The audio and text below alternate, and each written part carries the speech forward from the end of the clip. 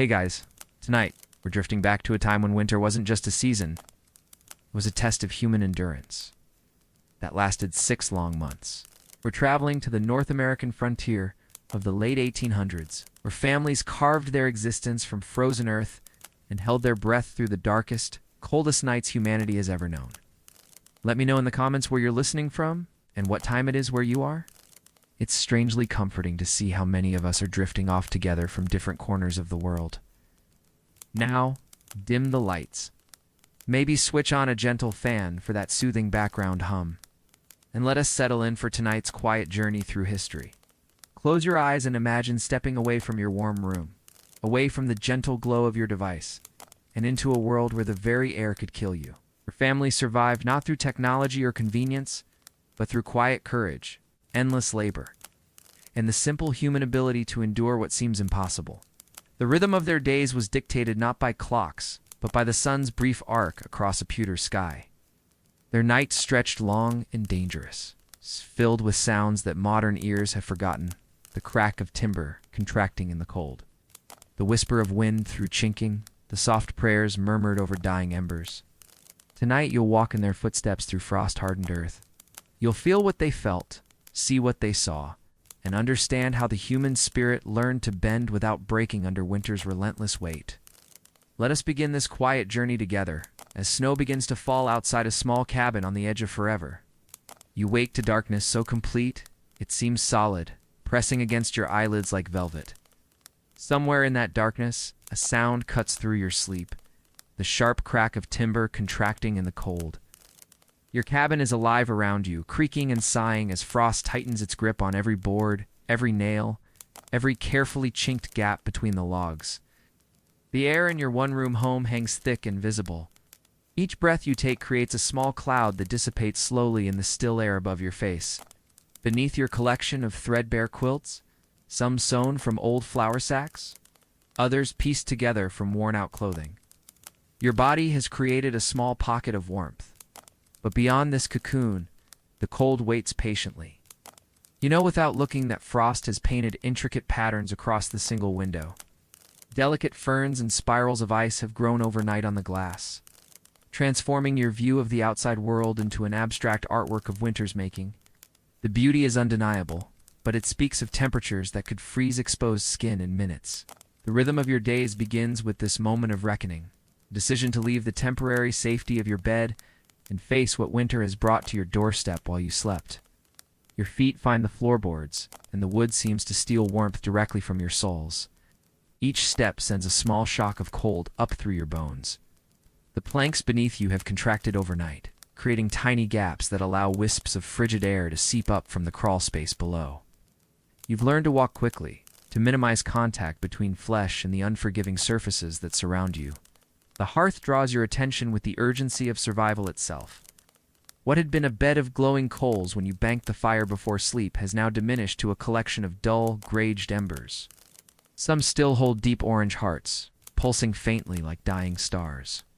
Others have gone completely cold, reduced to ash that will provide no warmth for the long day ahead. You approach the fireplace with practiced reverence. This iron and stone altar has become the center of your existence, the difference between life and the slow, creeping death that waits beyond your walls. Kneeling before it, you begin the morning ritual that has become as automatic as breathing. First, the gentle coaxing. You blow softly on the embers, each breath measured and purposeful. Too little air, and the coals will die completely. Too much, and you'll scatter the precious heat you're trying to nurture. A faint glow responds to your attention, and you feel a flutter of relief in your chest. The fire lives. Your family will see another day. Night kindling comes next. Thin strips of wood you carved by lamplight during yesterday's brief afternoon. Each piece has been saved, hoarded like currency in an economy where fuel equals life. You place them carefully, creating small pathways for air to flow, building a delicate architecture of combustion. One by one, the dry wood catches, and the first real flames of the day begin their dance. Warmth begins to radiate outward. You allow yourself a moment of gratitude. But the reprieve is brief. The water buckets near the door have transformed overnight into solid blocks of ice. The surface bears the geometric patterns of rapid freezing, radiating lines and crystalline formations that speak of temperatures well below zero. You retrieve the heavy axe from beside the door, its handle worn smooth by countless mornings exactly like this one. The metal head has absorbed the night's cold, and touching it sends a sharp ache through your palm. But the work must be done. You position the bucket and bring the axe down with controlled force, sending spiderweb cracks across the ice's surface. Another blow, and chunks of frozen water scatter across the floor like irregular gemstones. The sound echoes in the small space, inevitably waking the others. From the loft above you hear the soft stirring of children, the creak of rope bed springs as bodies shift beneath their own collections of quilts and blankets. Someone coughs, a dry, harsh sound in the cold air. Winter brings its own catalog of ailments, from the simple discomfort of constantly chilled air in the lungs to the more serious threats of pneumonia and frostbite. Your livestock wait in the Leonta shelter attached to the cabin's north wall. Proximity serves dual purposes. Their body heat helps warm your living space, while the shared wall makes it possible to tend them even in the worst weather. But this morning, even that short journey requires preparation. You wrap yourself in layers, a coat sewn from an old blanket, mittens knitted from unraveled wool, a scarf that covers everything but your eyes. The door sticks in its frame, swollen by moisture that is frozen in the wood grain. You put your shoulder to it and push, feeling the resistance give way suddenly as the door breaks free from its icy seal. The cold hits you like a physical blow. The air is so frigid it seems to have weight, pressing against your exposed skin with sharp insistence. Your eyes water immediately, the tears threatening to freeze on your cheeks. Each breath burns slightly as the supercooled air travels down your throat and into your lungs.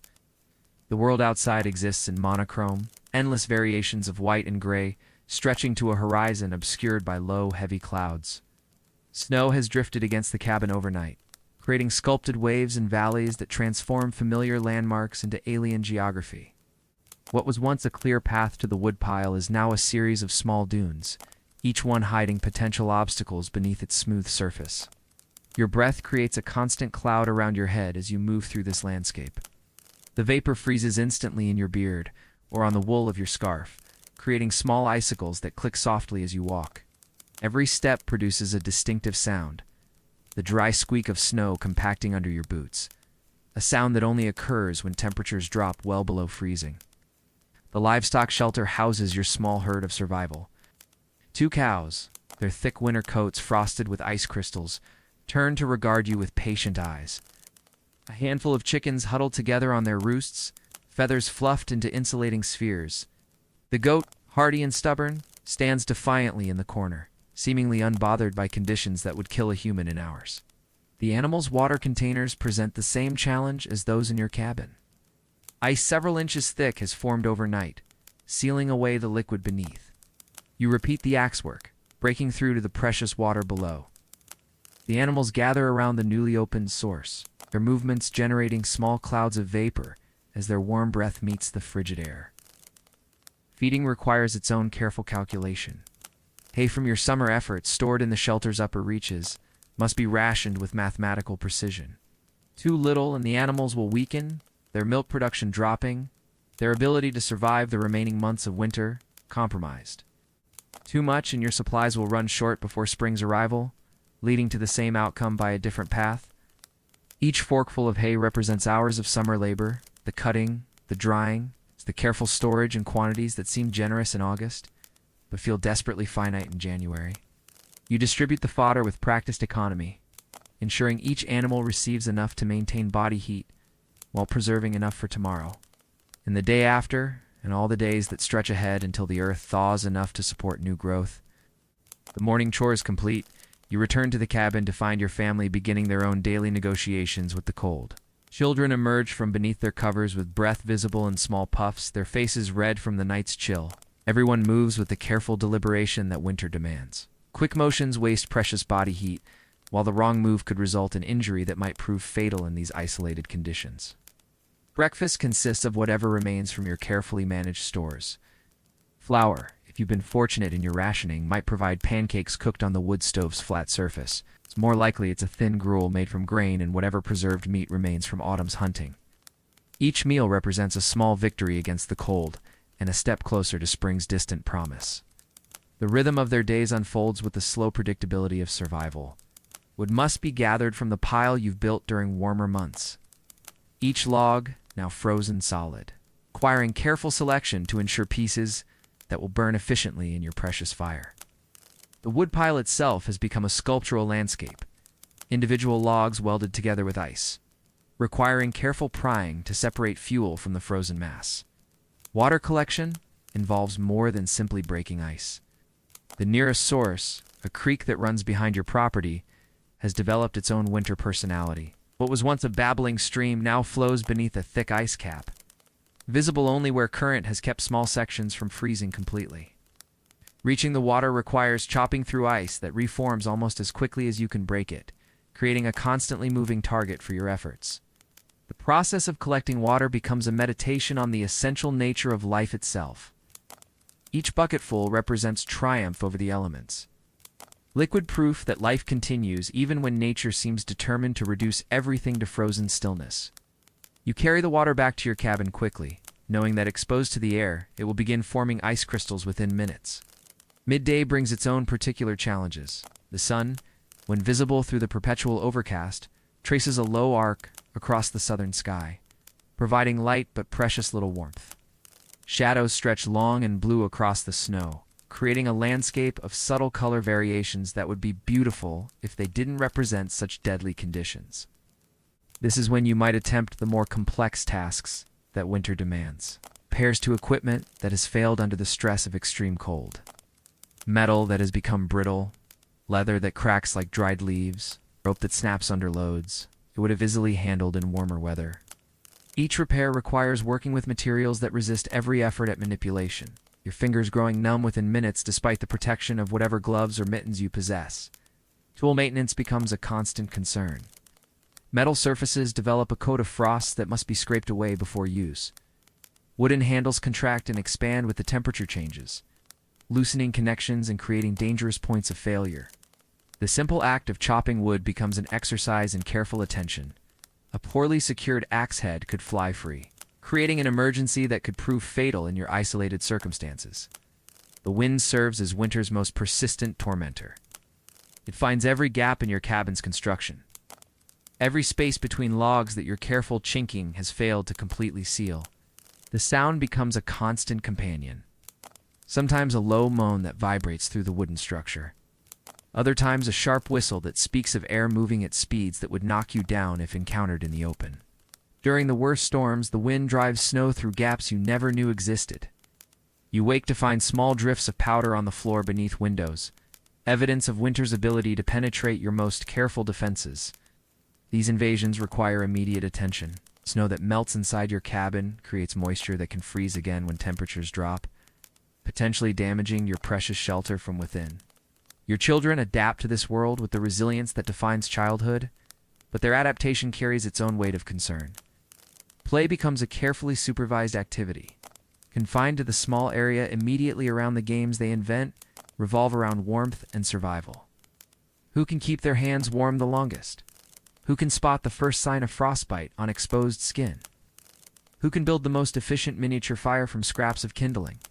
Education continues in whatever form possible. Reading by firelight, practicing arithmetic with problems that revolve around rationing and resource management.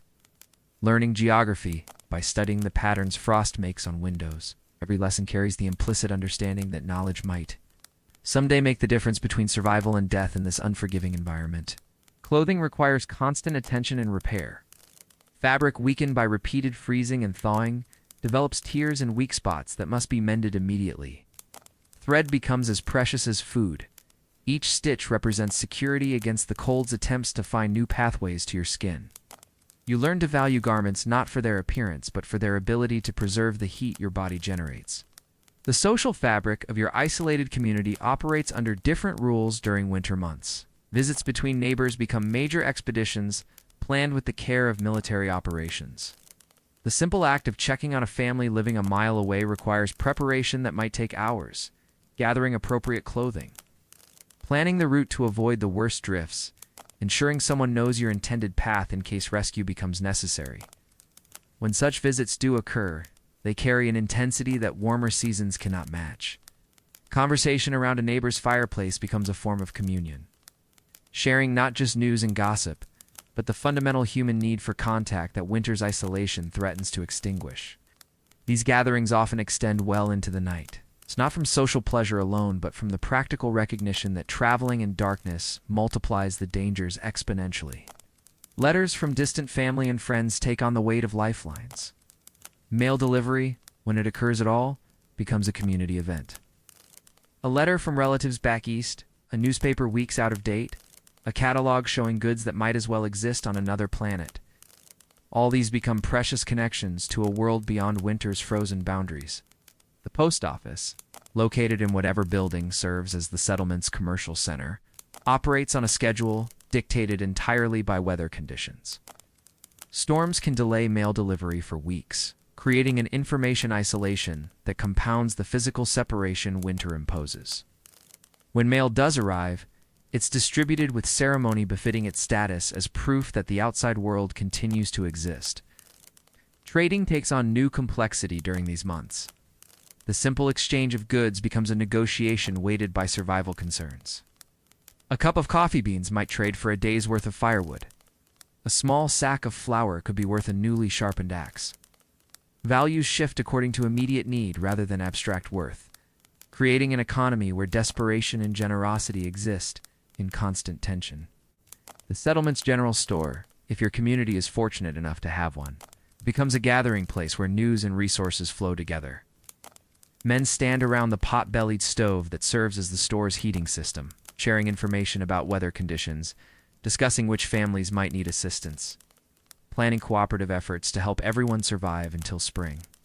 Women use these gatherings to organize the support networks that often mean the difference between individual survival and community endurance. They share techniques for preserving food, trade remedies for winter ailments, coordinate the careful distribution of resources that ensures no family faces the worst alone. Evening arrives with startling suddenness. The sun's brief appearance ends by mid-afternoon, leaving long hours of darkness that must be filled with activities that don't require significant fuel consumption. Candlelight becomes a luxury reserved for essential tasks. Most evening activities occur by the variable light of your fireplace, creating a world of shifting shadows and warm orange illumination that transforms your small cabin into a cave-like refuge.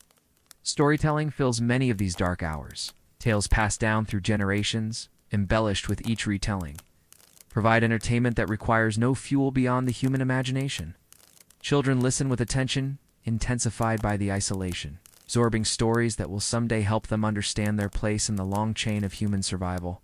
Music, when instruments are available and fingers are warm enough to play them, creates a soundtrack for endurance. Simple melodies played on a fiddle or harmonica become anthems of persistence, proof that beauty can exist even in the most challenging circumstances. Singing voices, harmonizing around the fireplace, create a warmth that transcends mere temperature. Handwork continues by firelight, knitting, sewing, carving, whittling. These activities serve multiple purposes, producing necessary items while keeping hands busy and minds occupied during the long, dark hours. The rhythm of such work becomes meditative, repetitive motion that helps mark the passage of time when each day blends into the next in an endless sequence of survival tasks. The transition to sleep requires its own rituals. Banking the fire to preserve coals for morning, arranging bedding to maximize warmth retention, ensuring that essential items remain accessible in case emergency strikes during the night. Children are bundled into layers that transform them into small, rounded shapes beneath their covers. Adults take turns during the night, rising periodically to check the fire, to listen for sounds that might indicate problems with the livestock or threats to the cabin itself. These midnight vigils become moments of solitary communion with winter's vast presence. Times when the full scope of your isolation becomes most apparent. You stand before the dying fire, feeling its warmth on your face while the cold presses against your back. Outside, wind continues its constant conversation with your cabin's wooden walls. Snow whispers against the windows with a sound like distant applause. Somewhere in the darkness beyond your circle of warmth and light, winter waits with infinite patience. The night sounds of this season differ completely from those of warmer months. No insects buzz, no small animals rustle through undergrowth. No birds call from darkened trees. Instead, you hear the sounds of a world in suspension, the crack of freezing wood, the soft whisper of settling snow, the distant howl of wind across open spaces. Sometimes, if you listen carefully, you might catch the sound of wolves calling to each other across the frozen landscape. Their voices carry differently in the thin, cold air, seeming to come from everywhere and nowhere simultaneously. The sound reminds you that other forms of life have found ways to thrive in conditions that challenge human survival. That winter belongs to creatures better adapted to its demands. As you finally settle into your own bed, pulling quilts and blankets up to your chin, you carry with you the knowledge that tomorrow will bring the same challenges, the same careful balance between conservation and consumption, the same negotiations with cold and darkness and isolation. But you also carry the quiet satisfaction of another day survived, another step closer to spring's eventual return. The rhythm of their days continues, marked not by clock or calendar, but by the subtle changes in light and shadow, by the gradual shortening of winter's grip, by the small signs that speak of season's slow progression toward eventual warmth. Each dawn brings the same challenges, but also the same opportunity to prove once again that human determination can outlast even winter's most determined assault. In the moments before sleep, you might allow yourself to imagine the sound of running water, the sight of green grass, the feeling of warm air against bare skin. These dreams become fuel for endurance, promises whispered to yourself in the darkness that this too shall pass. Winter will end as it always has, and spring will return with its gifts of warmth and growth and the simple pleasure of stepping outside without fear. Until then, you endure. You wake each morning to frost on the windows and ice in the buckets. You tend your fire and care for your animals and measure out your provisions with mathematical precision. You survive because survival is what humans do. Even when the world around them seems determined to prove that life is too fragile to persist, the rhythm of their days becomes your rhythm as you drift towards sleep in your own warm room, separated by more than a century from their struggles, but connected by the simple fact of human persistence. Their example whispers across the years, reminding you that comfort is a gift, that warmth is a blessing, and that the ability to simply exist in safety is perhaps the greatest luxury of all. As the embers of countless fires fade into memory, let us drift from the general struggle of frontier winter into the particular story of one woman, whose life became a testament to human persistence. Her name was May Larson, and her story unfolds like frost forming on glass. Slowly, beautifully, with patterns that reveal themselves only to those who take time to truly observe. Imagine yourself standing on the docks of Duluth, Minnesota, the autumn of 1868. The air carries the sharp bite of winter's approach, and Lake Superior stretches before you like a gray mirror reflecting pewter clouds. Among the crowds of immigrants stepping onto American soil for the first time, a young woman of 20 years pauses to adjust the woolen shawl wrapped around her shoulders. May Anderson, she would not become May Larson for another 3 years, carries everything she owns in a single leather satchel that has traveled with her across an ocean. The weight of it against her hip represents not just possessions, but the careful selection of items deemed essential for a life she can barely imagine. A few changes of clothing, her mother's prayer book with its worn leather cover, seeds saved from her family's garden in Småland, and letters of introduction written in her father's careful hand. The rhythm of her days in Sweden had followed patterns established over centuries, the seasonal work of farming, the community gatherings in the village church, the familiar cycle of planting and harvest that marked time more reliably than any clock. Now standing in the chaos of the American port, she faces the dissolution of everything familiar and the terrifying freedom of creating an entirely new existence. The land office in Duluth operates with the efficient impersonality of bureaucracy. But for May, the transaction represents something approaching the sacred. For the price of $10, money earned through 2 years of working in the textile mills of her homeland, she purchases the legal right to 160 acres of wilderness that she has never seen. Located 40 miles north of the lake, in country that exists for her only as coordinates on a surveyor's map. The clerk who processes her claim speaks in rapid English, punctuated by occasional Swedish phrases, his accent revealing his own immigrant origins. He explains the requirements of the Homestead Act with the weary patience of someone who has repeated these words thousands of times. Live on the land for 5 years, cultivate a specified portion, build a dwelling that meets certain modest requirements. Simple words that mask the enormous complexity of transforming wilderness into home. Anna May's first sight of her claim comes on a October morning, when the first snow is already dusting the ground between the trees. The land agent who guides her to the property rides with the casual confidence of someone familiar with the country's challenges, pointing out landmarks and boundaries with gestures that encompass vast spaces, as if they were as comprehensible as garden plots. Her 160 acres stretch across a gentle rise that slopes down toward a creek, whose banks are already edged with ice. Tall pines and hardwoods create a cathedral of timber that will provide both the materials for building and the fuel for surviving winter. But standing among these towering trees, Anna May experiences the full weight of her isolation. No smoke rising from neighboring chimneys, no sound of human activity, no evidence that anyone has ever attempted to create a life in this particular corner of the wilderness. The rhythm of her days immediately transforms from the familiar patterns of Swedish village life to the urgent demands of shelter construction. With winter approaching, and no building to protect her from the coming cold, every daylight hour becomes precious beyond measure. She hires 2 local men, Ojibwa, whose knowledge of woodland survival far exceeds her own, to help her construct the basic log cabin that will serve as her refuge. The building process becomes Anna May's first education in the practical requirements of frontier existence. Each log must be selected not just for size and straightness, but for its ability to fit precisely with its neighbors. Creating walls that will shed water and resist the penetration of wind, the work progresses with deliberate care. A rushed job might mean death when the true cold arrives. Chinking the gaps between logs requires a mixture of clay, moss, and small stones, applied with hands that grow increasingly rough and capable as the work progresses. Anna May learns to read the qualities of different materials by touch, to judge the proper consistency of mud mortars by the way it holds together between her fingers. Her hands, which had grown soft during her years in the textile mills, develop the calluses and strength that mark those who work directly with the resistant materials of the natural world.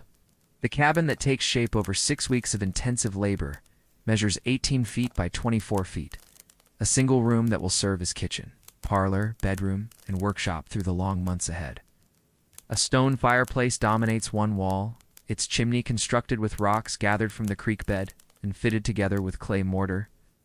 The hearth becomes both the practical center of survival and the spiritual heart of her new home. Windows represent a luxury that requires careful consideration. Glass costs money that Anna May can barely afford, but windows also provide light that will be precious during winter's dark months. She compromises by installing 2 small windows facing south, positioned to capture the maximum available sunlight, while minimizing heat loss. The remaining walls remain solid log, prioritizing insulation over illumination.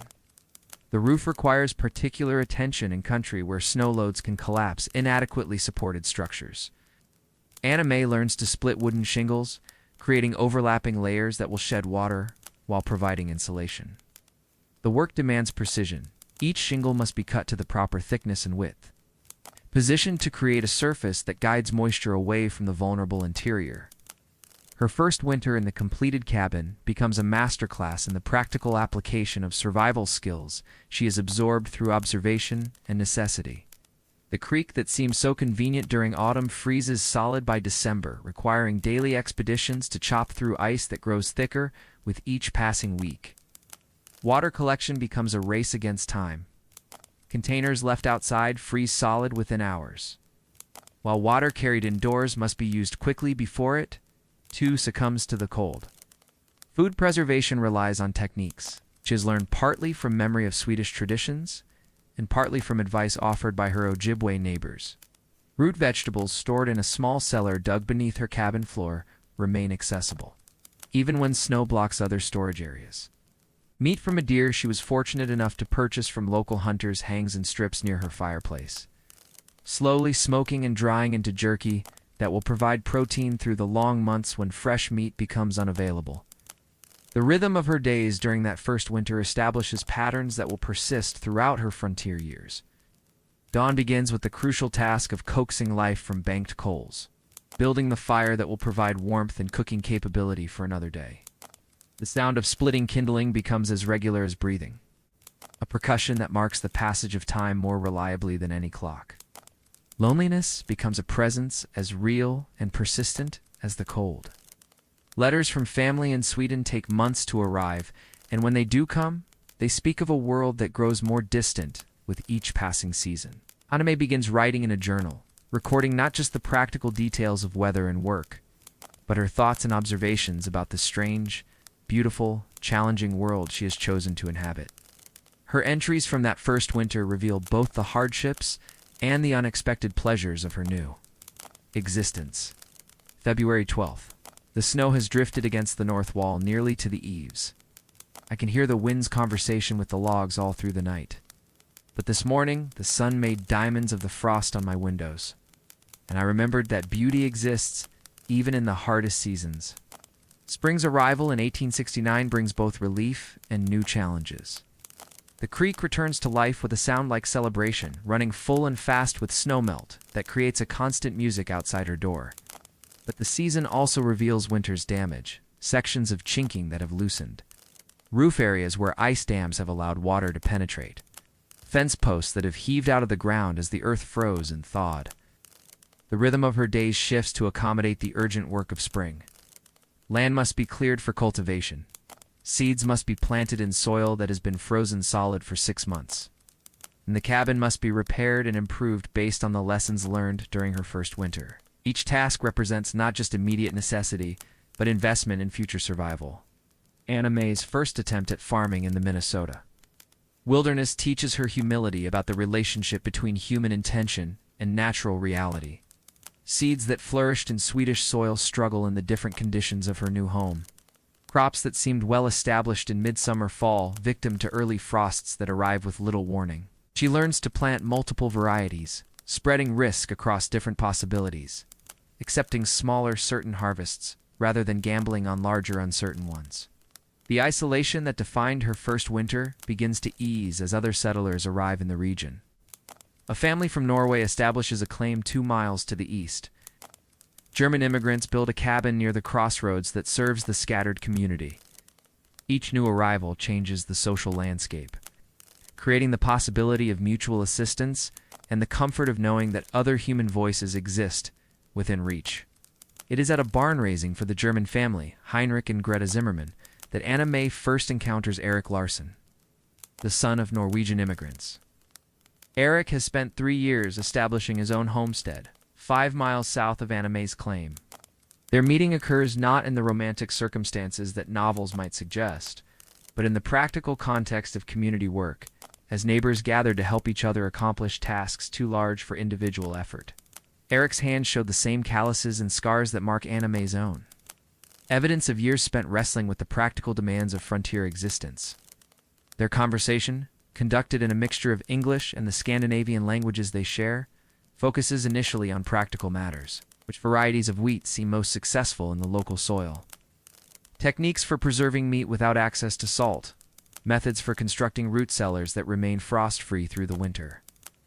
But beneath these practical exchanges, May recognizes something that has been absent from her life since her arrival in America.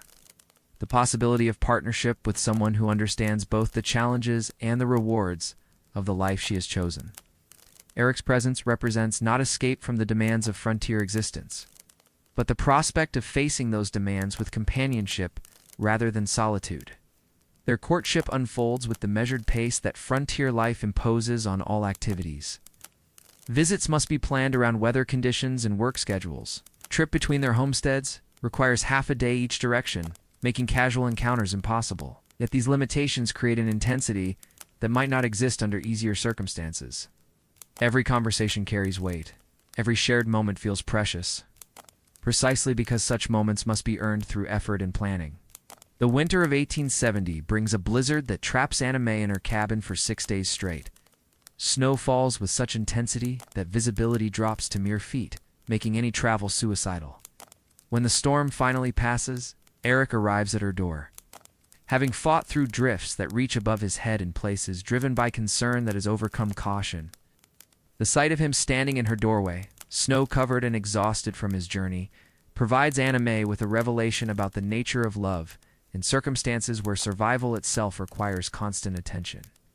Love, she realizes, is not the romantic luxury described in the novels she read as a girl, but something more fundamental. It's the willingness to risk one's own safety for another's welfare.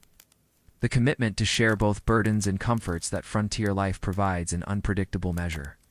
Their wedding takes place in the spring of 1871, in the parlor of the only family in the region wealthy enough to own a piano. The ceremony itself is conducted by a circuit preacher, who visits the scattered homesteads twice yearly, performing the accumulated sacraments that isolated communities require. Anna May wears a dress sewn from fabric ordered through the mail, style simplified to accommodate the realities of construction in a one-room cabin with limited light. The rhythm of her days changes once again as she adapts to married life in circumstances where privacy is a luxury that log cabins rarely provide. She and Eric spend their first winter together, learning the negotiations that marriage requires when survival depends on flawless cooperation. Tasks must be divided not according to traditional gender roles, but according to ability and efficiency. Whoever can best perform a necessary function does so, regardless of convention. Anna May discovers that Eric possesses skills that complement her own. His experience with metalworking allows him to repair tools and construct implements that make their work more efficient. Her knowledge of food preservation, learned through trial and error during her solitary years, proves invaluable when applied to the larger quantities that their combined efforts produce. Their first child arrives in November of 1872. During a week when temperatures drop below zero and stay there, the birth takes place in their cabin with the assistance of Greta Zimmerman, who has walked the 5 miles between homesteads, despite conditions that make such travel dangerous. The baby, a daughter they name Astrid, enters the world in circumstances that test every resource her parents possess. Caring for an infant in a one-room cabin, heated only by a wood fire, requires innovations that no book or family tradition has prepared Anna May to make. Cloth diapers must be washed and dried in conditions that freeze water solid within minutes of exposure to outside air, create stress that challenges the careful cooperation that survival demands. Yet Astrid's presence also transforms the cabin from a mere shelter into something approaching a true home, creating schedules that revolve around feeding and sleeping rather than the external demands of weather and season. The sound of her breathing becomes a counterpoint to the constant conversation between wind and wood that provides the cabin's soundtrack. The winter of 1873 tests the Larson family with conditions that local Ojibwe describe as unusual, even by the standards of their collective memory. Temperatures remain below zero for 6 consecutive weeks. Snow accumulates to depths that make travel impossible without snowshoes. Most seriously, the extreme cold kills several families' livestock, threatening the protein sources that make winter survival possible. Anna May's journal entries from this period reveal both the practical and emotional challenges of endurance under such extreme conditions. January 15th. The cold has turned our breath to frost before it leaves our mouths. Little Astrid's face is red despite our constant efforts to keep her warm. Eric speaks of taking the family to Duluth until spring, but the journey itself might kill us, and we have no money for lodging. We stay. We choose to believe that winter will end, as it always has. Community cooperation becomes essential for survival during this prolonged emergency. Calculating how much fuel and food each household needs to survive until spring. Pooling supplies to ensure that no family faces starvation while others have surplus. Anna May contributes her skills in food preservation, helping process game that hunters manage to take despite the extreme conditions. The crisis also reveals the extent to which the scattered homesteads have developed into a genuine community. Volunteers arrive within hours to make repairs, working in conditions that make outdoor labor a test of endurance. Spring arrives late in 1873, but when it finally comes, it brings with it a sense of triumph that transcends mere seasonal change.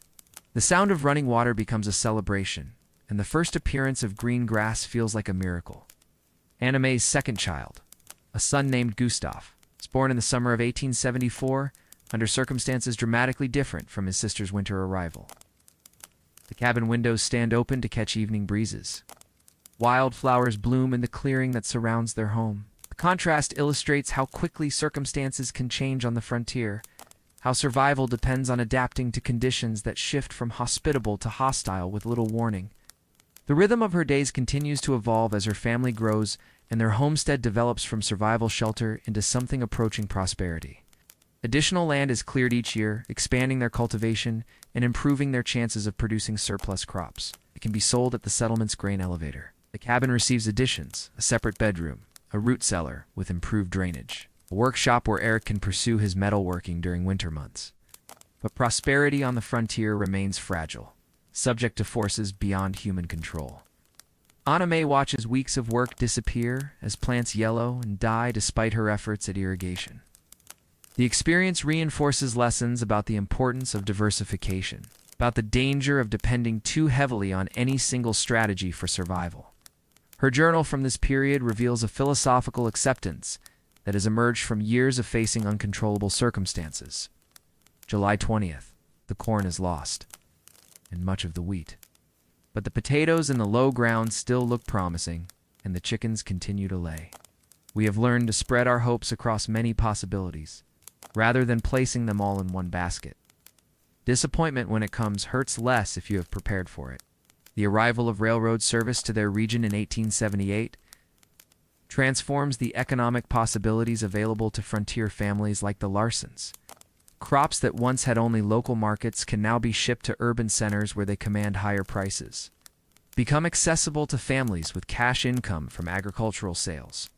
But the railroad also brings changes that threaten the community bonds that have sustained the scattered homesteads through their most difficult years. New settlers arrive with different expectations, drawn by railroad company advertisements that promise easier prosperity than the original homesteaders achieved through years of struggle. The intimacy of a community where everyone knows everyone else's struggles and capabilities begins to fade as population increases. May adapts to these changes with the same practical wisdom that has guided her through previous challenges. She recognizes that progress brings both opportunities and losses, that the connections between families who have shared extreme hardship cannot be replicated among people who arrive when the hardest work has already been done.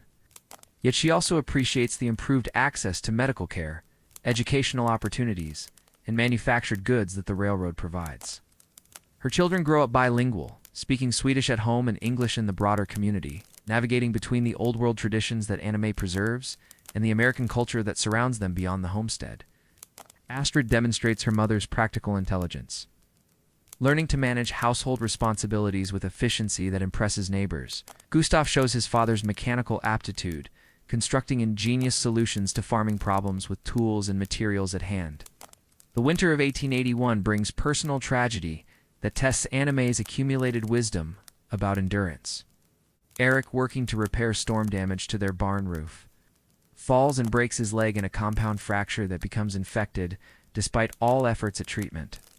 The nearest doctor is 3 days' travel away, and by the time medical help arrives, infection is spread beyond treatment.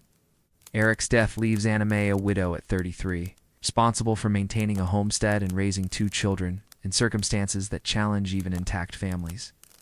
The community rallies to provide assistance, but the practical reality remains that she must master tasks that have always been Eric's responsibility, while continuing to perform the work that has always been hers. The rhythm of her days transforms once again, becoming a careful orchestration of children's needs, agricultural demands, and the countless maintenance tasks that frontier living requires. May learns to repair tools, to make decisions about crop selection and livestock management, to negotiate with grain buyers and supply merchants who are not accustomed to dealing with women as independent economic agents. Her journal entries from this period reveal both grief and growing confidence in her ability to manage alone. October 15th. The corn harvest is complete, and the yield is better than Eric and I achieved together last year. I think he would be proud of what Astrid and Gustav and I have accomplished. The ache of missing him remains, but it no longer prevents me from seeing beauty in sunset light on autumn leaves, or from planning next year's plantings with hope. May's success as a single homesteader attracts attention from other women in similar circumstances. She becomes an informal advisor to widows and divorced women who face the challenge of managing agricultural operations without male assistance. Her experience provides practical guidance, but more importantly, It offers proof that such independence is possible in circumstances where many believe it cannot be. The community recognizes her achievements in ways both formal and informal. She is elected to the school board, making decisions about education that will shape the next generation's opportunities. Local newspapers write articles about her farming innovations, describing techniques she has developed for maximizing crop yields with limited labor. Neighbors seek her advice on matters ranging from livestock breeding to food preservation. By 1890, May's homestead has evolved from survival shelter into a prosperous farm that supports not just her immediate family, but provides employment for neighbors. During harvest seasons, the original one-room cabin now serves as a storage building, replaced by a substantial farmhouse with multiple bedrooms, separate kitchen, and a parlor furnished with items ordered from catalogs that represent the broader world's increasing accessibility. Her children, now young adults, face choices that were not available to May's generation. Astrid has the option of attending normal school to become a teacher, a profession that offers independence and respect. Gustav can choose between continuing the family farming operation or pursuing opportunities in the growing towns that railroad development has made possible. The rhythm of her days has evolved from the desperate improvisation of early homesteading to the confident management of an established agricultural enterprise. May's daily routine now includes correspondence with suppliers and customers, financial planning that extends beyond immediate survival needs, and community responsibilities that reflect her status as a successful businesswoman. Her journal entries from this period reveal satisfaction tempered by awareness of how dramatically her world has changed. May 5th. I received a letter today from a cousin still living in Sweden. She writes of economic difficulties and wonders whether she should emigrate to America. I want to tell her yes, that the opportunities here justify any sacrifice. But I also remember standing in Duluth 22 years ago, unable to imagine the challenges that awaited me. The frontier that shaped me no longer exists. Today's immigrants will face different tests, find different rewards. May's later years are marked by her role as a bridge between the heroic period of initial settlement and the established agricultural community that frontier struggle has created. She serves as unofficial historian, preserving stories of families who didn't survive, of winters that tested human endurance beyond reasonable limits, of the small acts of mutual assistance that made survival possible when individual effort proved insufficient. Her death in 1915 at the age of 67 marks the end of an era in her community's development. The funeral draws people from across the county, including many who have benefited from her advice. Her assistance, or simply her example of what becomes possible when determination meets opportunity under frontier conditions. The rhythm of her days, which began with the urgent improvisation of survival and evolved into the confident management of prosperity, leaves a legacy that extends far beyond her individual achievements. The techniques she developed for frontier farming continue to influence agricultural practices in her region. The community institutions she helped establish continue to serve later generations. Most importantly, her story provides proof that ordinary people can accomplish extraordinary things when circumstances demand the best of human capability. May Larson's journals, preserved now in the County Historical Society, offer future generations a window into the daily reality of frontier life that official histories often fail to capture. Her careful documentation of weather patterns, crop yields, community cooperation, and personal struggles provides invaluable insight into how families like hers transformed wilderness into civilization through patient, persistent effort. The cabin where she spent her first winter still stands, now carefully maintained as a historical site. Visitors can see the stone fireplace that provided warmth during her years of solitude, the small windows that offered precious light during winter's dark months, the log walls that sheltered her as she learned to call this challenging landscape home. But perhaps May's most important legacy lies not in the buildings she constructed or the land she cultivated, but in the example she provided of human adaptability. Her story demonstrates that people can not only survive dramatic changes in their circumstances, but can discover capabilities they never knew they possessed when necessity demands such discovery. As her story fades into the gentle sounds of your own warm evening, carry with you the image of a young woman stepping off a boat in Duluth. Everything she owns carried in a single satchel, facing a future that holds both greater hardships and greater achievements than she can possibly imagine. Her courage becomes your inheritance, her perseverance a gift across the centuries. Her quiet triumph a lullaby that carries you toward peaceful rest. As May Larson's story settles into the quiet archives of memory, let us drift now into a different kind of frontier tale.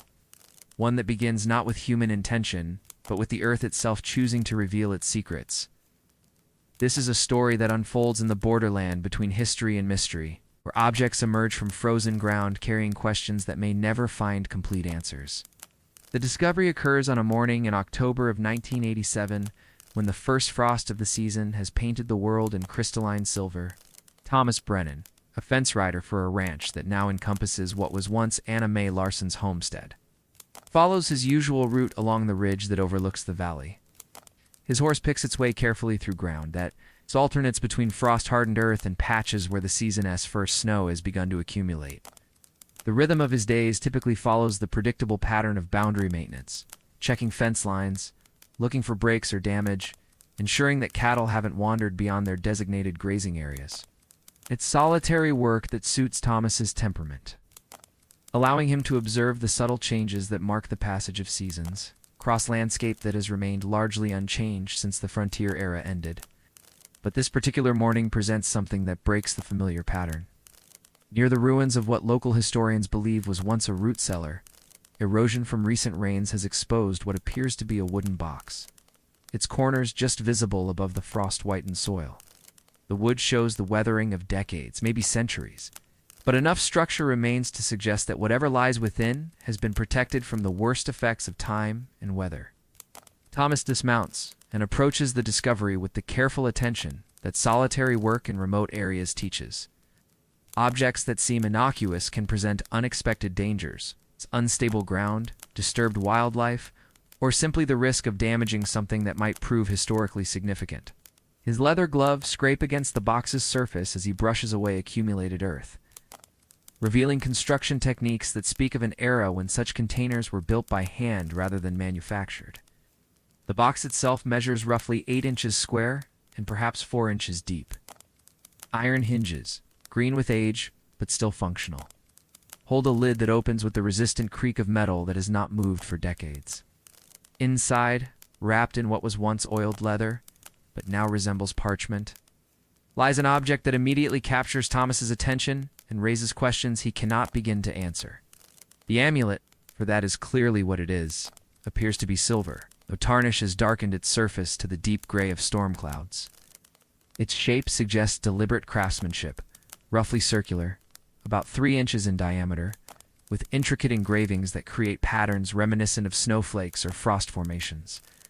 Despite the tarnish and the passage of time, the detail work remains remarkably clear, each line and curve executed with precision that speaks of considerable skill. But what makes the discovery truly mysterious is not just the amulet's obvious age and craftsmanship, but the circumstances of its burial. The box shows no signs of having been hastily hidden or accidentally lost. Its placement seems deliberate, positioned with care in a location that would be protected from casual discovery, while remaining accessible to someone who knew exactly where to look. Thomas carefully rewraps the amulet and secures the box for transport, recognizing that he has discovered something that requires expertise beyond his own. The ride back to the ranch headquarters passes in contemplative silence, broken only by the soft sound of his horse hoofs on frost-hardened ground and the whisper of wind through grass that has begun to turn the pale gold of approaching winter. The rhythm of investigation that follows unfolds with the measured pace that academic inquiry typically requires. Dr. Sarah Whitmore, an archaeologist from the State University, arrives 3 days later to examine both the amulet and the site where it was discovered. Her initial assessment confirms Thomas's intuition that the find represents something significant, an artifact that predates most known settlement in the region by several decades. The excavation proceeds with the meticulous care that proper archaeology demands. Each shovelful of earth is sifted, examined, and cataloged. The area around the original find is mapped and photographed from multiple angles. Soil samples are collected for later analysis. What emerges is not a treasure trove of additional artifacts, but rather evidence that the amulet's burial was indeed a singular intentional act. The soil analysis reveals something particularly intriguing. Pollen samples taken from around the box suggest that the burial occurred during late autumn or early winter, when the ground would have been partially frozen, but still workable with considerable effort. Chemical analysis of the earth immediately surrounding the container shows trace elements consistent with human activity.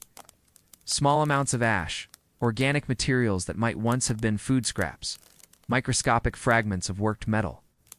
These findings suggest that the amulet's burial was not a hasty concealment, but rather a ceremony of some kind.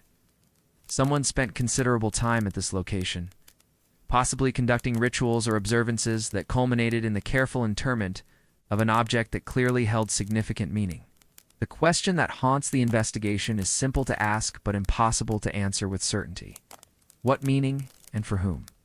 Dr. Whitmore's initial examination of the amulet itself reveals craftsmanship that challenges assumptions about frontier metalworking capabilities. The silver content appears remarkably pure, suggesting access to materials and techniques that would have been rare in frontier communities.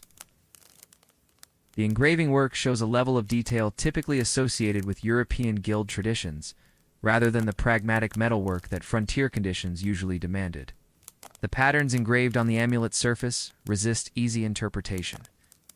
At first glance, they appear to be decorative representations of frost or ice crystals. But closer examination reveals a complexity that suggests symbolic rather than merely ornamental intent. Geometric patterns interweave with organic forms in ways that create optical effects. Depending on the angle of observation and the quality of light, different elements of the design seem to emerge and recede. Photography of the amulet proves challenging. Under ordinary light, the tarnished surface appears uniformly dark, obscuring much of the detail work. But when photographed using specialized lighting techniques developed for archaeological documentation, engravings reveal themselves with startling clarity. The resulting images show patterns within patterns, suggesting layers of meaning that were intended to be discovered gradually rather than immediately apparent. The rhythm of academic investigation continues as Dr. Whitmore consults with colleagues who specialize in various aspects of frontier history and material culture. Metallurgists analyze tiny samples scraped from the amulet's edge, confirming the silver's purity and revealing trace elements that might indicate its geographic origin. Art historians compare the engraving style to known examples of decorative metalwork from various European traditions. Native American scholars examine photographs of the amulet's patterns, looking for connections to indigenous symbolic traditions that might have influenced its creation. The consultation reveals intriguing possibilities, but no definitive answers. Some elements of the design echo motifs found in Ojibwe and Dakota winter ceremonies, but other aspects seem to draw from European folk traditions related to seasonal change and protection against harsh weather. The investigation expands to include local historical records, searching for any mention of unusual metalwork, ceremonial objects, or individuals who might have possessed the skills necessary to create such an artifact. County records, church registers, and personal journals from the frontier period are examined with microscopic attention to detail that transforms routine historical research into something approaching detective work. It is in the journal of Father Henry Dubois, Catholic missionary who traveled through the region in the 1850s, that the first potentially relevant reference appears. His entry for November 15, 1854, mentions encountering a French-Canadian trapper who possessed untalisman d'argent, avec des motifs qui rappellant les hivers, a silver talisman, engraved with motifs that evoke eternal winter. The journal entry provides frustratingly little additional detail. Father Dubois describes the trapper as a man of perhaps 50 years, weathered by decades of wilderness living, who spoke of the amulet as protection against l'esprit du gel, the spirit of frost. The missionary's account suggests that the trapper regarded the object not as mere decoration, but as a functional tool for survival in conditions that could kill the unprepared. But the journal entry raises more questions than it answers. Who was this trapper? How did he acquire an object of such apparent value and craftsmanship?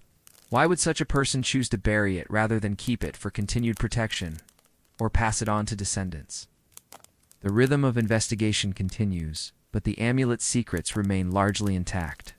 Radiocarbon dating of organic materials found within the leather wrapping confirms a mid-19th century origin for the burial, consistent with Father Dubois's encounter with the mysterious trapper, but scientific analysis cannot explain why someone would enter an object that clearly held both monetary and spiritual value in a location where it might never be recovered. Local folklore, collected through interviews with elderly residents whose families have lived in the region for generations. This provides additional layers of mystery rather than clarity. Several families preserve stories of unexplained lights seen on winter nights near the ridge where the amulet was discovered. Others tell of travelers who claim that certain areas remain mysteriously free of snow, even during the worst storms, as if protected by some invisible influence. The most intriguing folklore comes from Margaret Olsen, whose great-grandmother emigrated from Norway in the 1860s. According to family tradition, the elder Olsen occasionally spoke of meeting a fur trapper who possessed an amulet that could keep winter's worst anger at bay. The description matches elements of both Father Dubois's journal and the discovered artifact with uncanny precision. But Margaret's account adds a detail that appears nowhere else in the collected evidence. According to her great-grandmother, the trapper spoke of intending to bury the amulet when winter's spirit finally claimed him, believing that the object's power would continue to protect the area even after his death. The story suggests that the burial was not concealment but consecration, a deliberate act intended to extend the amulet's protective influence beyond the life of its owner. The rhythm of seasons continues as investigation of the amulet extends through autumn into winter.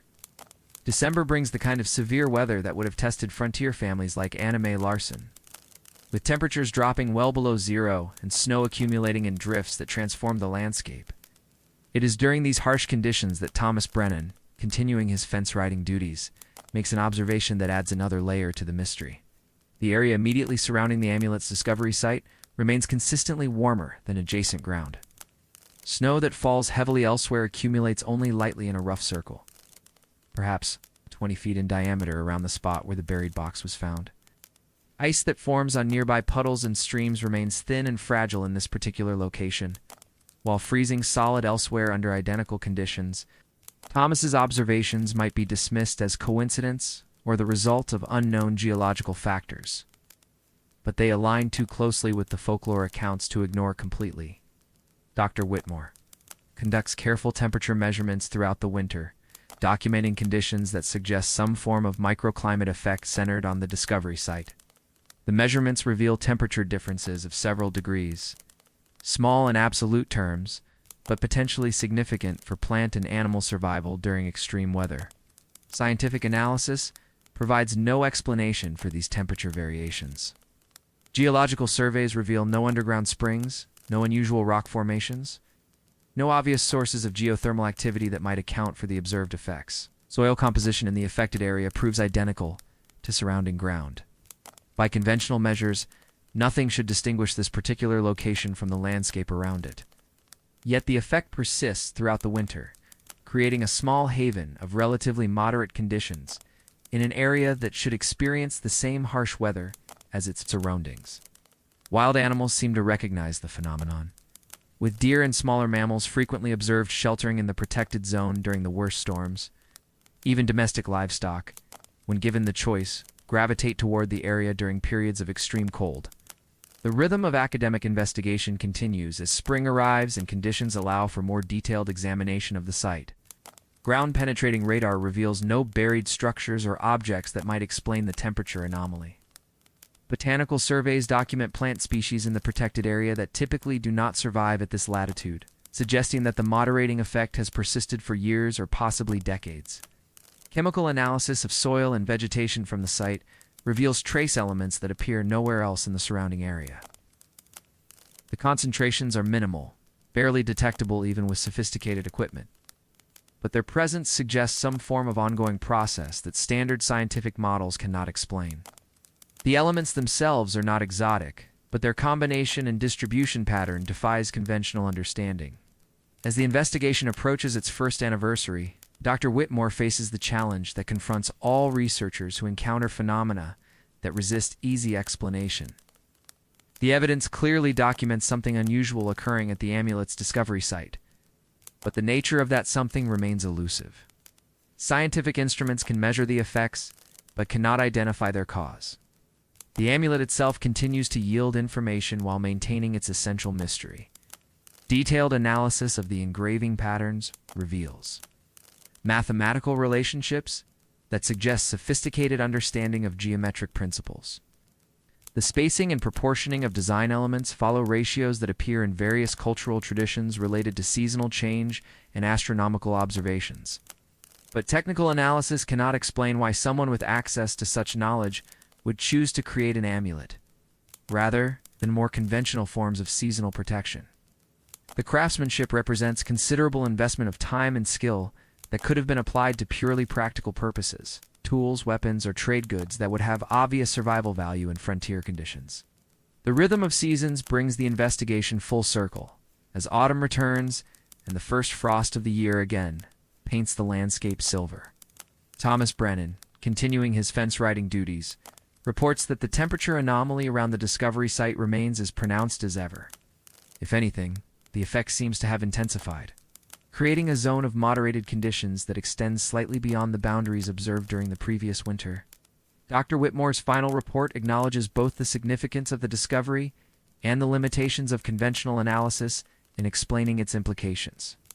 The amulet clearly represents a remarkable example of frontier-era metalwork, possibly unique in its combination of European craftsmanship and indigenous symbolic elements.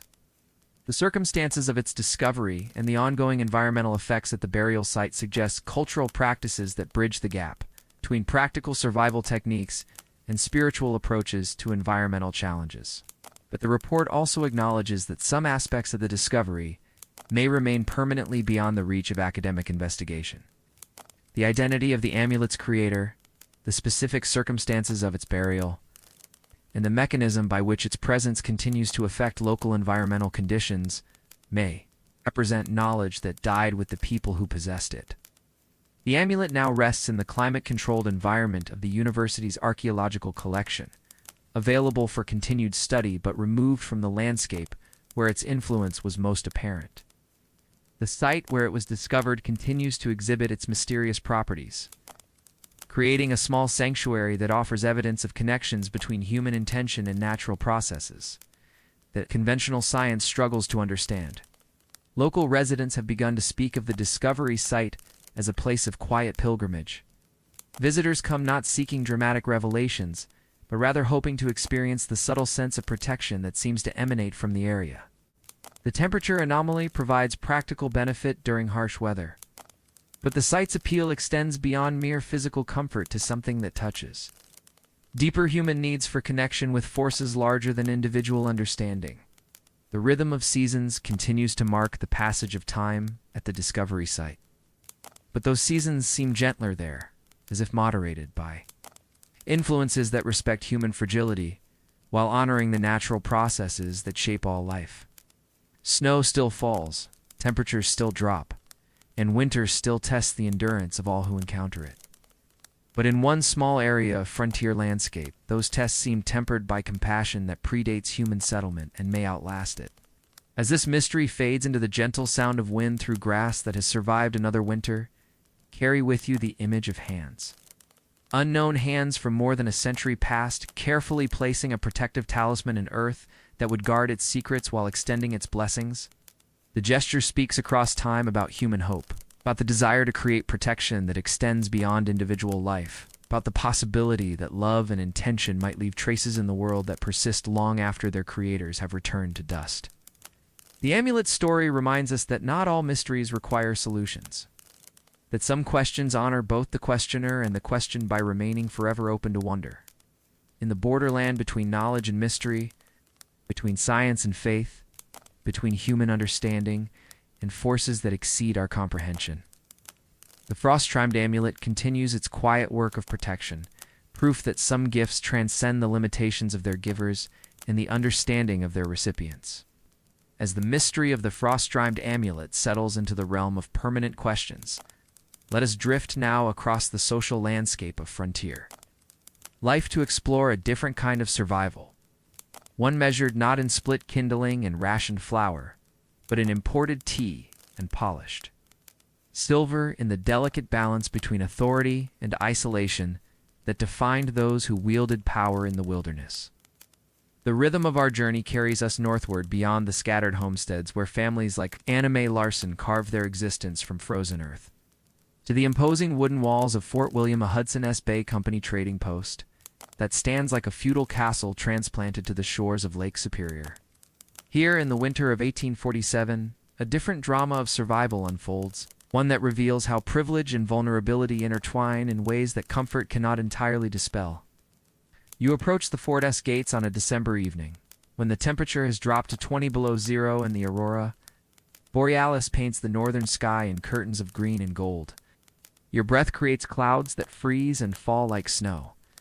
As you present your credentials to the guard, a half-frozen sentry whose own survival depends on the warmth and authority contained within these walls, the massive wooden doors swing open with the groan of iron hinges that protest against the cold, and you step from the brutal democracy of winter into a world where hierarchy provides its own form of insulation against the elements.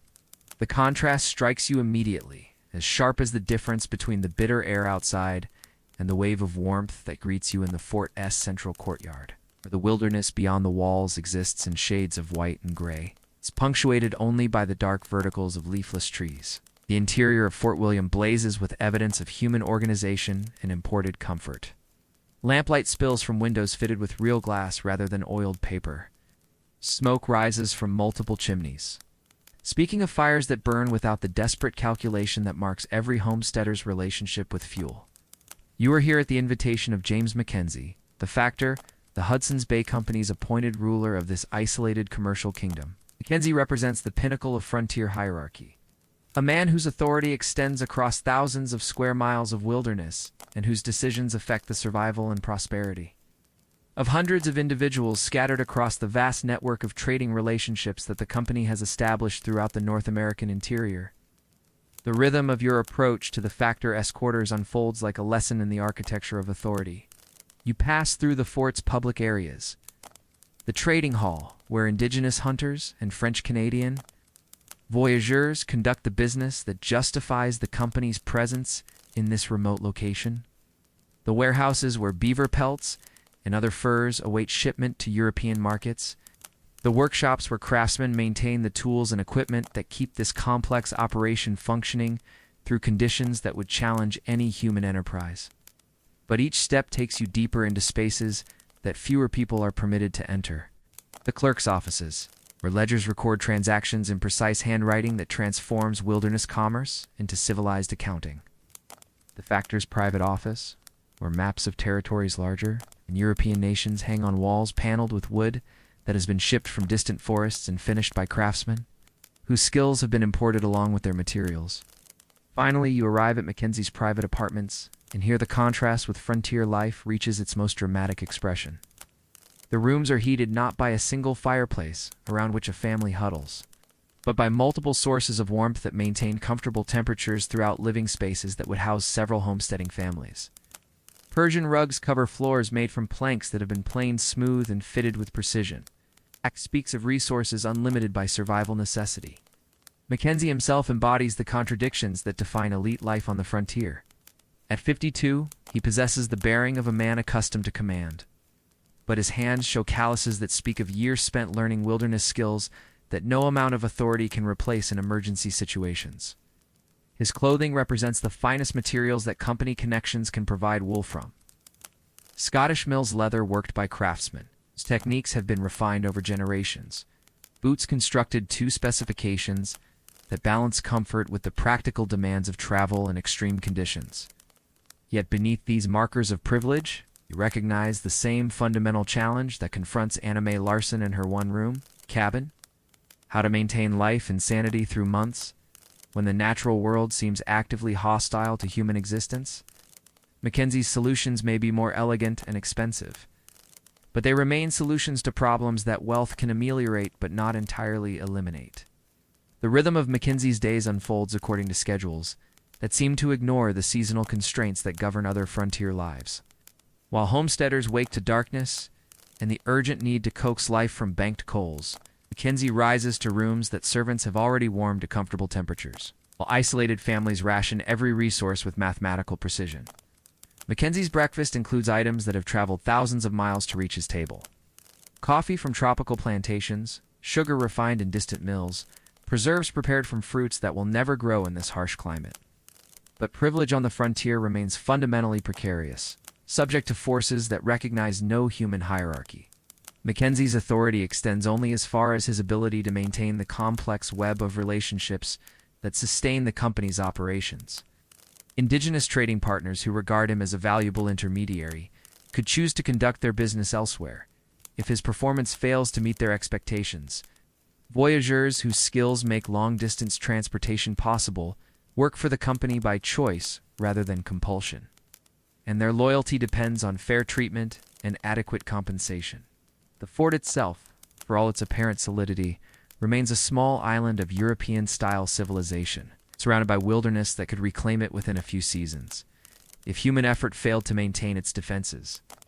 The wooden walls that provide security and psychological comfort require constant maintenance against the effects of extreme weather.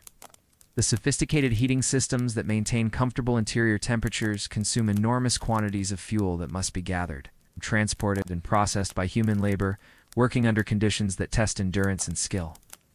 McKenzie's office serves as the nerve center for operations that span a territory larger than many European countries. Maps covering the walls show river systems, portage routes, trading posts scattered across distances that require months to traverse. Correspondence from other factors, from company headquarters in London, and from government officials in distant capitals creates an information network that operates despite conditions that would challenge any communication system. But the maps also reveal the essential isolation that defines McKenzie's position.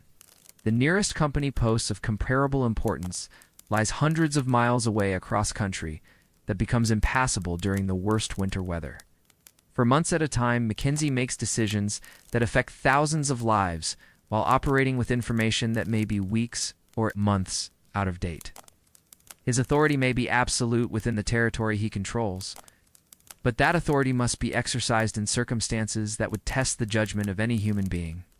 The social architecture of Fort William reflects hierarchies that seem transported from European civilization, but must function according to frontier realities.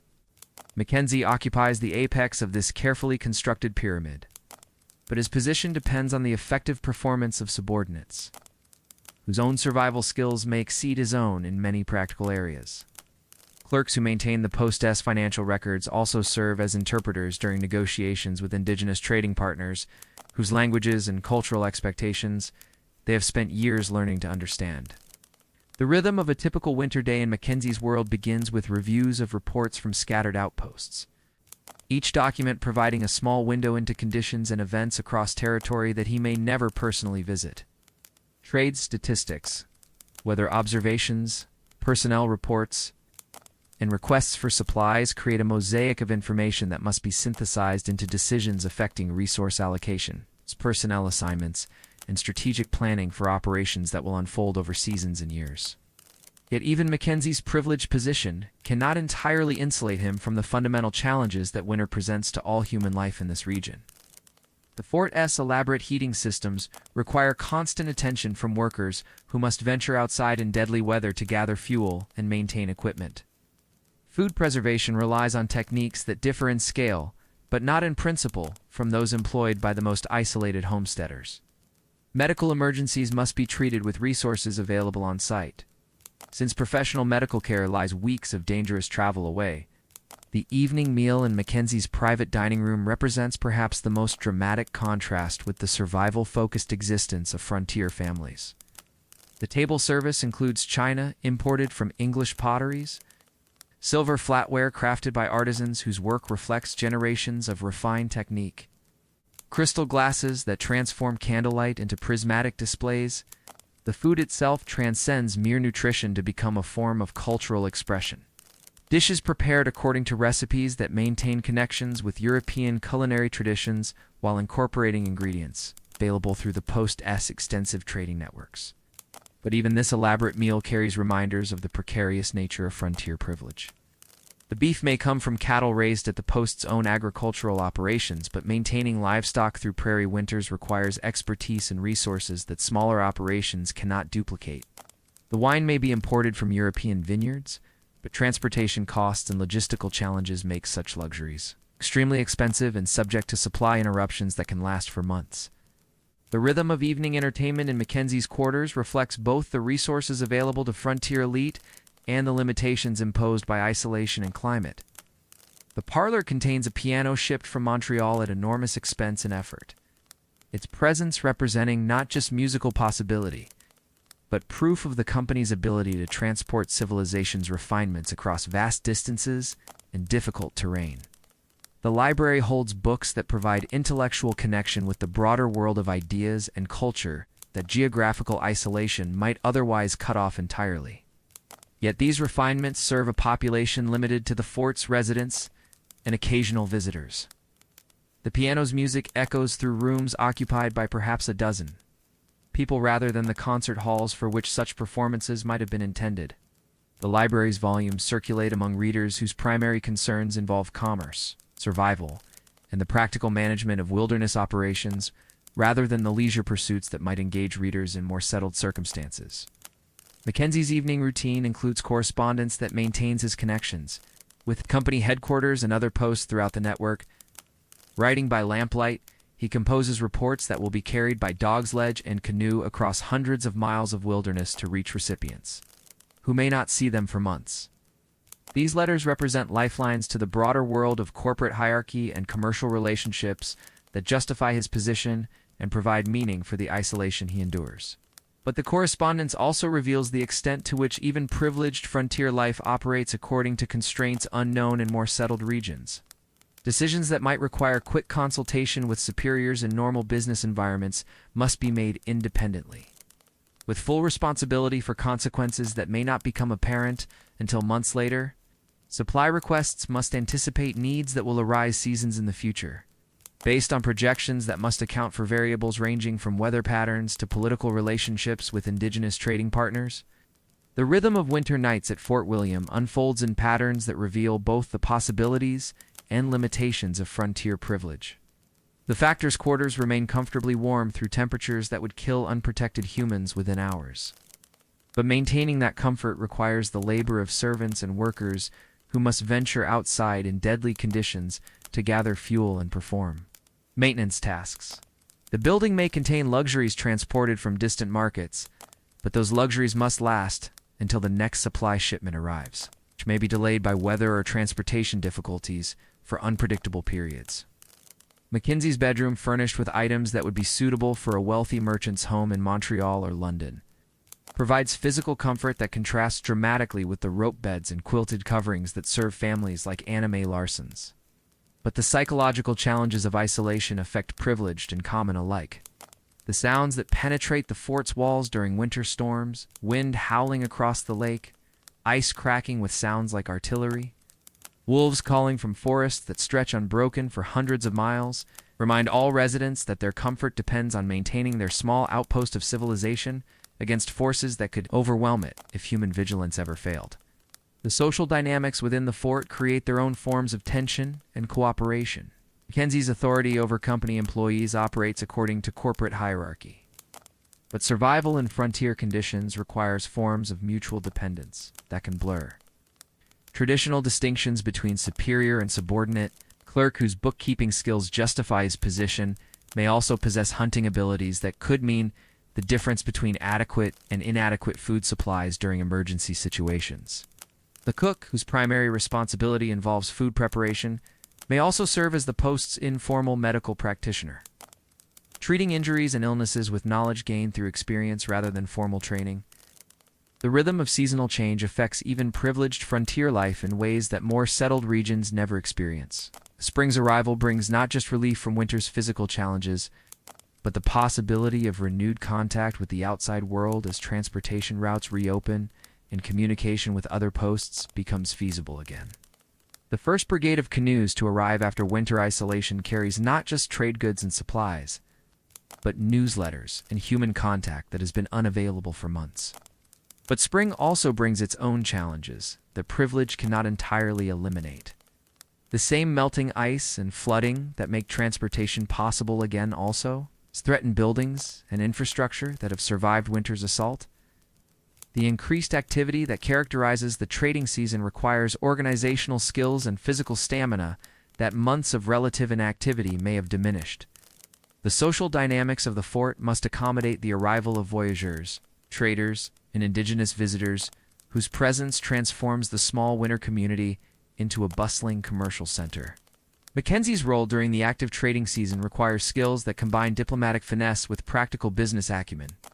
Negotiations with indigenous trading partners involve not just commercial calculations, but understanding of cultural expectations and political relationships that may have evolved during the winter months of separation. Dealing with voyageurs requires balancing firm management with recognition of their essential skills and their ability to seek employment elsewhere if dissatisfied with their treatment.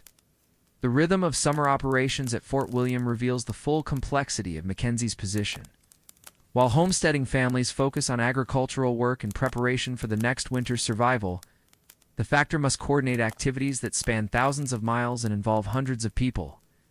Supply shipments arriving from Montreal must be inventoried, sorted, and redistributed to scattered outposts.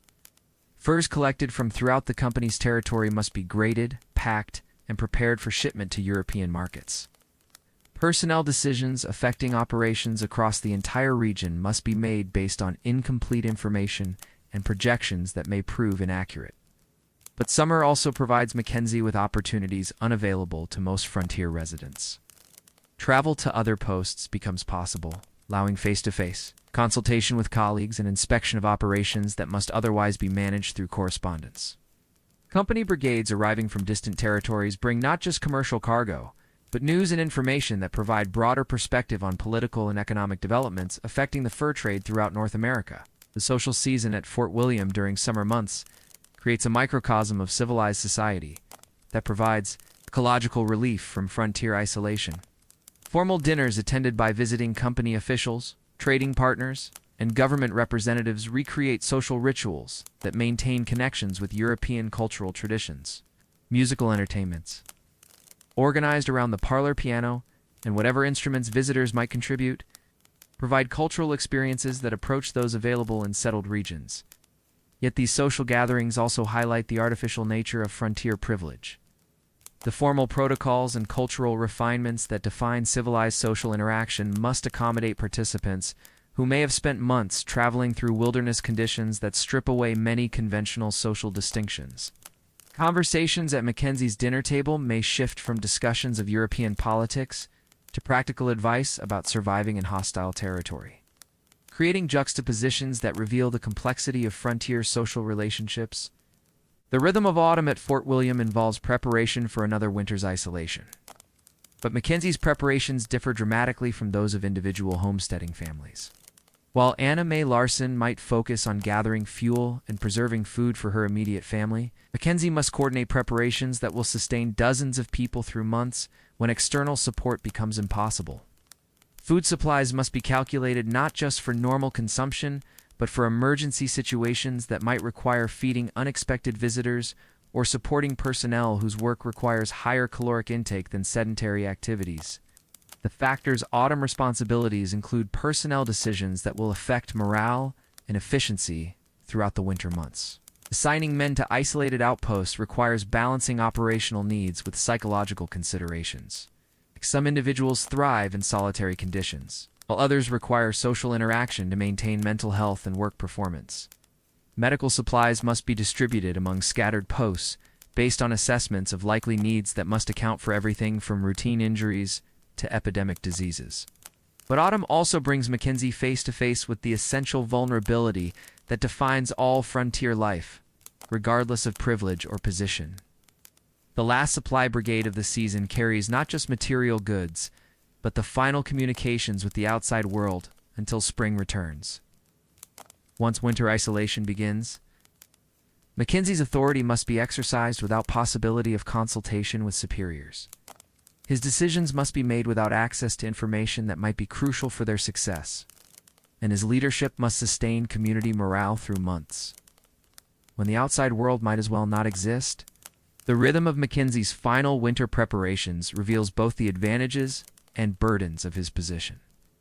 His quarters will remain comfortable through the harshest weather, but that comfort depends on the effective performance of subordinates, who must risk their own safety to maintain heating systems, gather fuel, and perform maintenance tasks. His food will include luxuries unavailable to most frontier residents, but the responsibility for ensuring adequate supplies for everyone under his authority creates pressure that purely personal survival concerns do not involve. The social dynamics of winter isolation affect even the most privileged frontier residents in ways that settled communities never experience. McKenzie's evening entertainments may include imported wine and sophisticated conversation, but the participants remain the same small group of individuals month after month. Personality conflicts that might be manageable in situations where people can escape each other's company become potentially serious problems in conditions where everyone must interact daily for survival purposes. As winter deepens and the rhythm of Fort William settles into the patterns that will sustain it through months of isolation, McKenzie faces the same fundamental challenge that confronts every frontier resident: how to maintain hope, purpose, and human connection in circumstances that test the limits of individual and community endurance. His solutions may be more elaborate and expensive than those available to homesteading families, but they remain solutions to problems that privilege can ameliorate but never entirely eliminate. The contrast between McKenzie's comfortable quarters and May Larson's one-room cabin illustrates the range of frontier experience, but both exist within the same larger framework of human vulnerability to natural forces that recognize no social distinctions. The factors imported luxuries and sophisticated heating systems provide genuine comfort and security, but they remain dependent on supply lines that can be interrupted, transportation systems that can fail, and human labor that must be performed under conditions that would challenge anyone's capabilities. In the deep hours of winter nights, when wind howls across Lake Superior with a sound that penetrates even the fort's substantial walls, McKenzie may stand before his fireplace and contemplate the delicate balance that sustains his position. His authority depends on the company's continued prosperity, depends on trade relationships that could shift according to political or economic developments beyond his control. His comfort depends on supply systems that operate across vast distances under conditions that make failure always possible. The rhythm of his thoughts during these solitary moments might drift toward the same fundamental questions that occupy May Larson during her own midnight vigils. What reserves of strength and determination will be required to survive another day, another week, another season of challenges that test human endurance? How can individual will and community cooperation combine to overcome obstacles that would defeat either alone? What meaning can be found in circumstances that often seem designed to prove human insignificance in the face of natural forces? As McKenzie's story fades into the gentle sound of wind across water that will soon freeze solid for another season, carry with you the image of lamplight and windows that represent not just individual comfort, but community effort to maintain civilization's flame in circumstances that constantly threaten to extinguish it. The factor's privilege provides real advantages in the struggle for survival, but those advantages come with responsibilities and vulnerabilities that create their own forms of burden. The contrast between elite and common frontier experience reveals not fundamental differences in human nature, but variations in the resources available for addressing challenges that affect everyone. Who chooses to make their lives in places where comfort cannot be taken for granted and survival requires constant attention to details that settled life renders automatic. In the end, both McKenzie in his heated quarters and May in her one-room cabin face the same essential test: whether human determination and ingenuity can create sustainable life in circumstances that seem designed to prove such efforts futile. Their different approaches to the same fundamental challenges remind us that survival takes many forms. Privilege and hardship can coexist within the same geographical and temporal space, and that the frontier experience encompassed a full range of human social and economic relationships rather than the simplified struggle between individual and nature that popular imagination often suggests. As our quiet journey through the frost-painted world of frontier winter draws to its close, Let us pause for a moment in the warm circle of your own comfort and reflect on the extraordinary distance we have traveled. Not in miles, but in understanding, not in time, but in appreciation for the delicate miracle of simply being warm and safe in a world that still remembers how to be harsh. The rhythm of our evening together has carried us through landscapes both physical and emotional. From the desperate morning battles with frozen water buckets to the gentle mystery of protective amulets buried in sacred earth, from May Larson's solitary courage to James McKenzie's comfortable isolation, each story has been a thread in the larger tapestry of human persistence. Each voice a note in the ongoing song of survival that our species has been singing since we first learned to kindle fire against the dark. Think now of the simple act that began your evening, the adjustment of a thermostat, the flip of a switch that brought light to your room. It's a casual assumption that warmth and comfort would be available whenever you desired them. These small gestures, so automatic that you likely performed them without conscious thought, represent triumphs that would have seemed miraculous to the families whose stories we have shared tonight. May Larson, rising in her frost-rimed cabin to coax life from dying embers, could not have imagined a world where warmth flows through hidden pipes and wires to arrive wherever and whenever human need requires it. The voyageurs who gathered around Mackenzie's fireplace, grateful for wooden walls and glazed windows, could not have envisioned homes where temperature remains constant regardless of the weather beyond thin walls, where light banishes darkness at the touch of a finger, where fresh food arrives daily regardless of season or storm. Yet the distance between their world and yours measures more than mere technological advancement. The stories we have shared tonight speak to something deeper and more enduring than the progressive accumulation of comfort and convenience. They speak to the fundamental human capacity to adapt, to endure, to find meaning and even beauty in circumstances that seem designed to prove such discoveries impossible. The rhythm of their days, the careful calculation of resources, the constant attention to signs and portents that might indicate changing conditions, a deep appreciation for small comforts that made endurance possible, created relationships between humans and their environment that modern life rarely requires or rewards. When every calorie of food and every moment of warmth must be earned through direct effort, the world becomes immediate and intimate in ways that abundance can obscure. This is not to suggest that hardship automatically creates virtue or that comfort inevitably leads to spiritual poverty. May Larson's journals reveal moments of despair and frustration alongside her remarkable persistence. James McKenzie's privilege provided genuine benefits that enhanced not just his physical survival, but his capacity for intellectual and cultural pursuits that hardship alone could not have supported. The frontier created both heroes and failures, both communities of mutual support and individuals broken by challenges they could not overcome.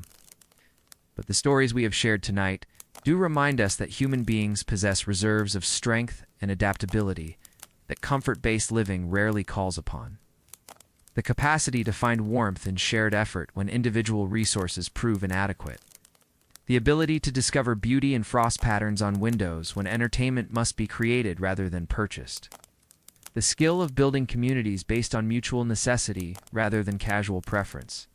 These capabilities remain part of our inheritance even when modern circumstances do not require their exercise. The mysterious amulet buried with such care in earth that continues to provide protection more than a century after its creator's death suggests connections between human intention and natural process that our current understanding of the world struggles to explain. Whether we interpret such phenomena as supernatural intervention, undiscovered scientific principles, or simply the accumulation of coincidence and wishful thinking, the story reminds us that the boundary between the possible and impossible remains more fluid than our confident modernity often assumes. The temperature anomaly that continues to warm the earth around the amulet's burial site speaks to forms of influence that extend beyond individual lifespans, beyond rational calculation, beyond the immediate cause and effect relationships that govern most of our contemporary experience. In a world increasingly characterized by rapid change and short-term thinking, the idea that human actions might create beneficial effects that persist for generations offers a form of hope that transcends individual mortality and limitation. As you settle deeper into your own warm space, allow yourself to appreciate not just the physical comfort that surrounds you, but the extraordinary human effort that created the systems and structures that make such comfort possible.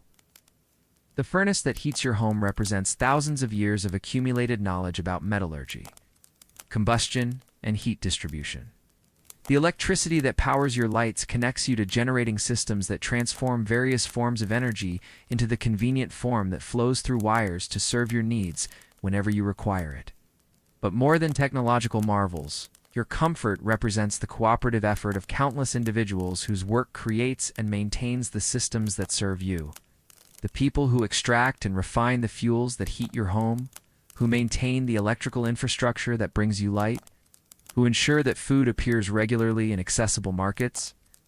These modern inheritors of frontier cooperation make your comfort possible through forms of mutual interdependence that span continents and connect strangers in relationships of practical necessity and shared benefit.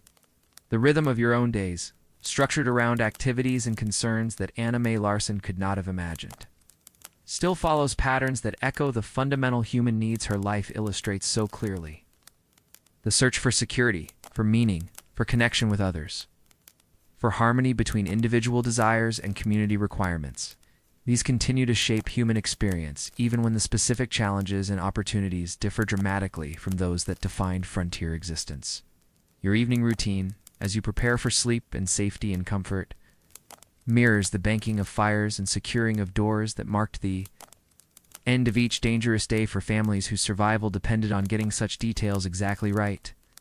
The difference lies not in the absence of such concerns, but in their transformation into forms that require less immediate attention and carry less dramatic consequences when performed imperfectly. Yet the stories we have shared tonight suggest that something valuable may be lost when survival becomes too easy, when comfort becomes too assured, when the connection between human effort and continued existence becomes too attenuated to require conscious attention. The appreciation that May expressed for simple pleasures, sunlight through frost-covered windows, the sound of running water after winter's silence, the warmth of community cooperation during crisis, emerged from circumstances that made such pleasures precious precisely because they could not be taken for granted. This is not an argument for deliberately choosing hardship, but rather a gentle suggestion that conscious appreciation for the abundance that surrounds. You might enrich your experience in ways that casual consumption cannot achieve. The warmth that embraces you as you drift toward sleep becomes more meaningful when understood as part of humanity's long struggle to create refuges of comfort and safety in a world that provides neither automatically or unconditionally.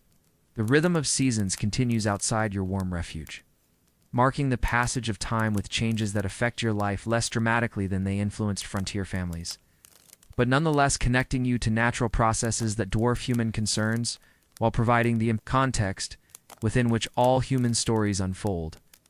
Winter still brings cold, spring still brings renewal, summer still brings growth, and autumn still brings the harvest that makes winter survival possible. Your participation in these eternal cycles may be mediated by systems and structures that buffer their direct impact, but the fundamental relationship between human life and natural process continues unchanged. As sleep approaches and the stories of frontier endurance fade into the gentle background of memory, carry with you an image that bridges past and present.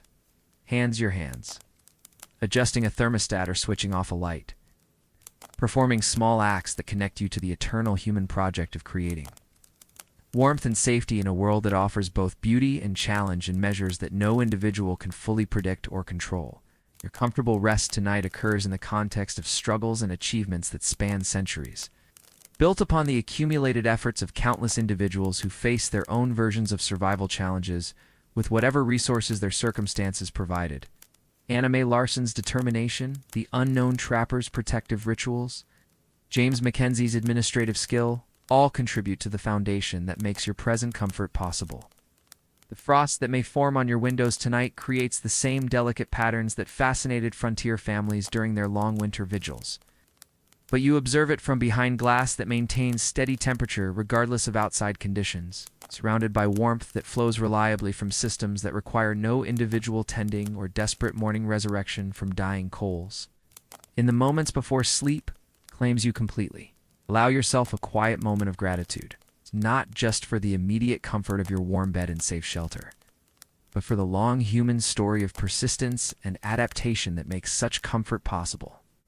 The families whose struggles we have shared tonight live on not just in historical records and museum displays, but in the accumulated knowledge and cooperative systems that transform their hard-won survival techniques into the reliable comfort that supports your rest.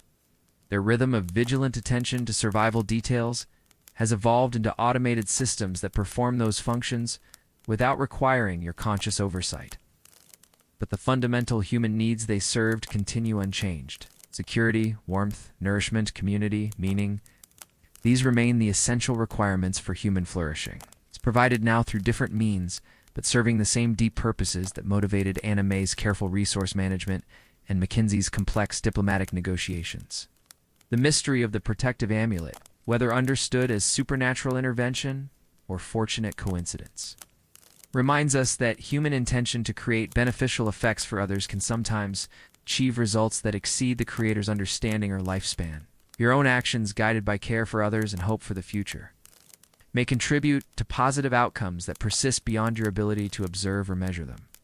As the gentle sound of your own breathing joins the quiet symphony of modern comfort, as the whisper of air through heating vents, the distant hum of electrical systems that maintain your safe environment, the barely audible sounds of a civilization that works continuously to preserve the conditions that make peaceful rest possible, let yourself drift into sleep, carried by the knowledge that you are part of an ongoing human story of remarkable persistence and creativity.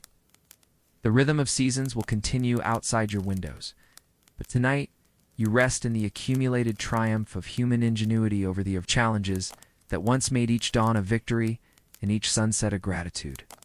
The frontier families whose stories we have shared would marvel at your comfort, but they would recognize in your peaceful rest the fulfillment of their own deepest hopes for the generations that would follow them.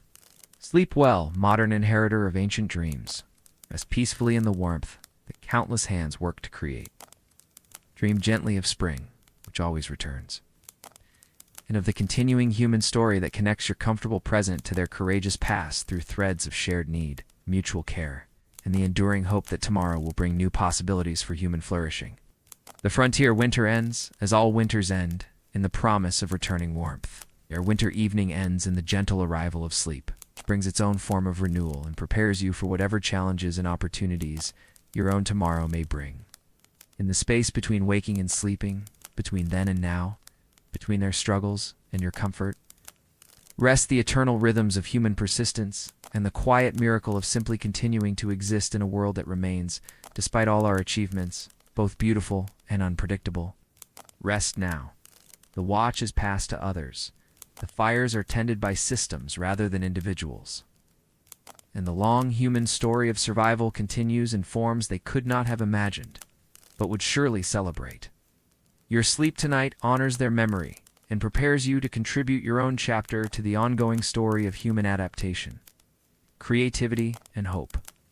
The rhythm of their days becomes the rhythm of your dreams, carrying you gently into rest that spans the centuries between their world and yours, bridging past and present with the simple, eternal act of peaceful sleep in safety and warmth. Sleep well, dear listener. Till we meet again in the gentle landscapes of history, rest in the warmth they worked so hard to create for all of us who would follow.